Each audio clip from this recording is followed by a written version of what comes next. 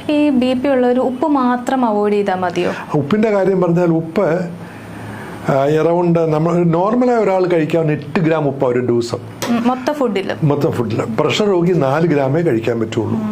ഒരു restricted to 4 grams. ഇത് ആർക്കും അളന്ന് തൂക്കിയൊന്നും കഴിക്കാൻ പറ്റില്ല. അപ്പം പൊതുവേ നമ്മുടെ ചോറിനകത്ത് അല്ലെങ്കിൽ നമ്മുടെ ഭക്ഷണത്തിൽ ഉപ്പ് കുറയ്ക്കുക.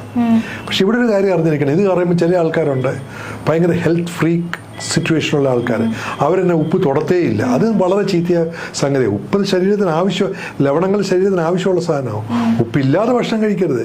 നമ്മളിപ്പം നമ്മുടെ CCUലൊക്കെ നോക്കുകയാണെങ്കിൽ ഒരു ഡെയിലി 2 പേരെങ്കിലും ഓഫ് കോഴ്സ് പ്രായമുള്ള ആൾക്കാരാണ് സോഡിയം കുറഞ്ഞു പോയി, ഉപ്പ് കുറഞ്ഞു പോയിട്ടുള്ള പ്രശ്നമായിട്ട് വരുന്നത്.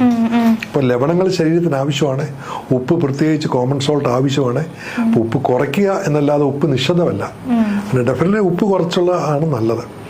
ഞാൻ മുമ്പ് പറഞ്ഞതിനകത്ത് പെടുന്നതാണ് ഉപ്പ് കുറയ്ക്കുക, ഒരു നേരം പഴവർഗ്ഗങ്ങളാക്കുക, ചിലപ്പോൾ പറഞ്ഞാൽ വിട്ടുപോയതാ, പിന്നെ 1 hour എക്സസൈസ് ചെയ്യുക, ഇതൊക്കെ ഇതിനകത്ത് പെടുന്നതാണ്. അതിലേതെങ്കിലും ഒരു ഫ്രൂട്ട് നല്ല ഗുണം ചെയ്യുമോ ഇപ്പൊ BP ഉള്ളവർ കഴിക്കില്ല? ഇല്ല, പൊട്ടാസ്യം റിച്ച് ഫ്രൂട്ട്സ്, അതായത് നമ്മളെ സംബന്ധിച്ച് പറയുകയാണെങ്കിൽ കേരളത്തിൽ അവൈലബിൾ ഏത്തയ്ക്ക, പഴം നല്ല ഫ്രൂട്ടാണ്, നല്ലൊരു ഫ്രൂട്ടാണ് പൊട്ടാസ്യം കൂട്ടാൻ.